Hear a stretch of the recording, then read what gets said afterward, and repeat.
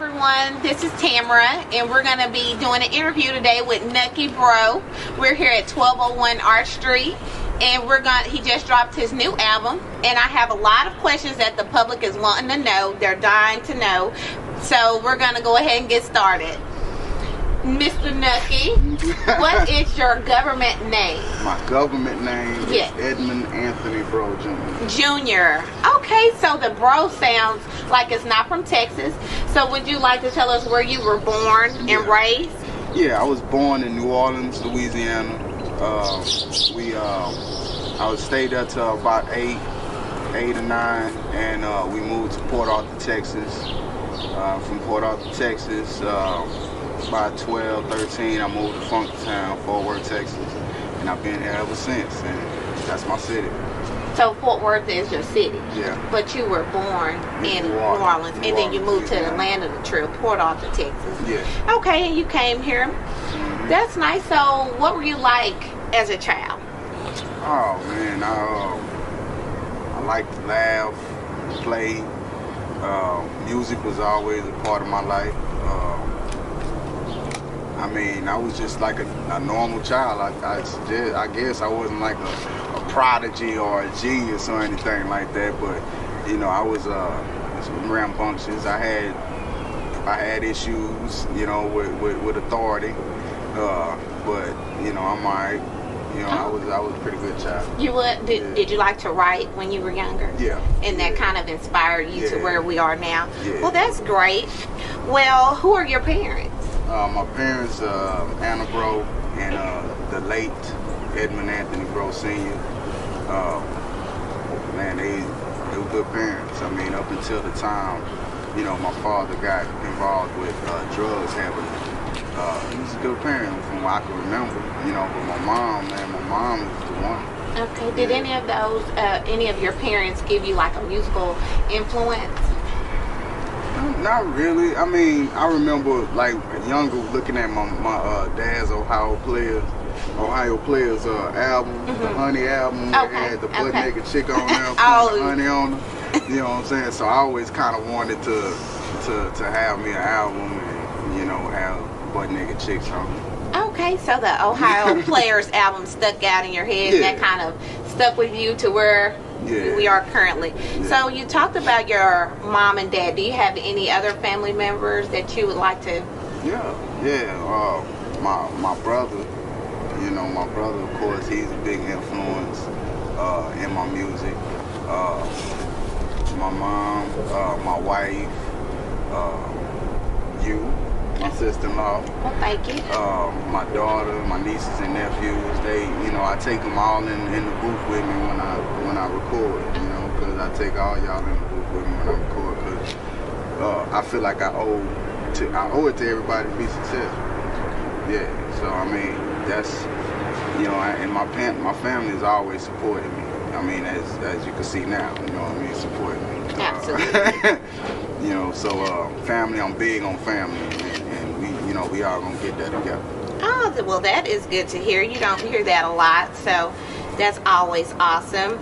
And so you spoke a little bit about the Ohio Players, but could you go a little bit in more depth about your musical history? Yeah, my musical background, it comes from different people, UGK, Ghetto Boys, Tupac, Biggie, R&B, love R&B music. I mean, my first CD was a Silk CD. Okay, yeah. I remember that. Which song sticks out in your head with the Silk CD? I think it started off last night. We had an argument. Okay. You told me you love me. You know what I mean? That one. And Solo. I like that as well. But that song pretty much stuck in me because it wasn't a whole lot of melody to it. It was more vocals, and that's what I like. I like to hear the art. You know what I mean? The essence of the artist, and instead of being clouded by, you know, beats and bass and all that. You know, it was real artistic. Okay, well, that sounds good. That's a lot. That's a range of variety there. Yeah. Going from Tupac to R&B. Yeah. So that's great. Which one of Tupac is your favorite song? Oh man. It's so many, right? Yeah, it's so many. But my favorite song was I like Dear Mama. I like Outlaw. You Can't See Me. California Love. Live and Die in L.A. Okay. Blasphemy. I mean, White Man's World. It's just a lot of them, just huh? keep going. Yeah, it keep going on and on with that cat. Well, that's great. So since you have the range and your musical background history, can you tell me, when did you start rapping? I started rapping really in about 98, 97, something like that. And how old were you then? I was 16. I was 16 years old, and I mean, rap it was something new. It was something expressive. You know what I mean? It was yeah, it was something that, you know, it was something that I felt fitted. It fit me at the time. Okay, it was Yeah. a release. Yeah, it was a way to express myself, because at the time, you know, my mom had split up with my father. You know, he was in the street. You know what I'm saying? I didn't know about what was going on with him, and that, you know, it kind of helped me. It helped me get by. You know what I'm saying? Being able to express myself. Okay. Yeah. Well, what was your first song that you wrote and recorded? My first song that I wrote and recorded was man, that's a good question.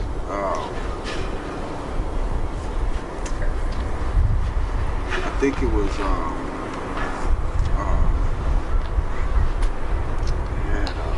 it had like a Marvin Gaye sample in it. It's a long time ago. But Going back to the 90s. Going back to the 90s, it was a song called Contract with the Devil. Oh, okay. Yeah, and it was basically about, you know, a young man wanting to do right, but he also want all the lavish things in life.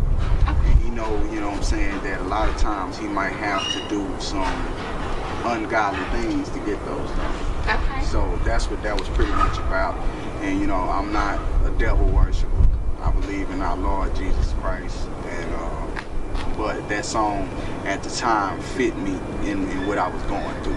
Now, did you record that song? Yeah. Okay, so that was your first song that you wrote and recorded. From what I can remember, that was the first song I wrote and recorded. Okay, so can you tell me, when did Dog Life come into?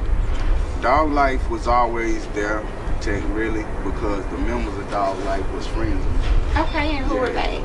Ton Deep and Jen Eastwood. We was always rapping, but we didn't really have a name until the death of our friend Eric Williams. When he passed away, because he was always yelling this thing called Hound Dog Mafia. You know what I'm saying? So when he passed away, we came up with the name Dog Life, because it stands for This All We Got, Love Is Forever. Okay. You know what I mean? And so we started a group under that, and I mean, we started recording, and it just fit, because we all had distinctive styles, but we all knew each other. Okay. Yeah. Well, that's great. I definitely didn't know that was an acronym for Dog Life. I thought it was just the mispronunciation of dog. So that's always good to know. So with Dog Life and everything, what are you doing now? Right now I'm recording 1201 Orange Street. That album is done. I got another album, this Inside the Life of Contradictions of a Sinner. That album is pretty much done. I got a mixtape, Track Addict, the fixed tape. Still working on that. I'm remixing the Flood the Block album that we released back in 2010. I mean, I got a lot of stuff.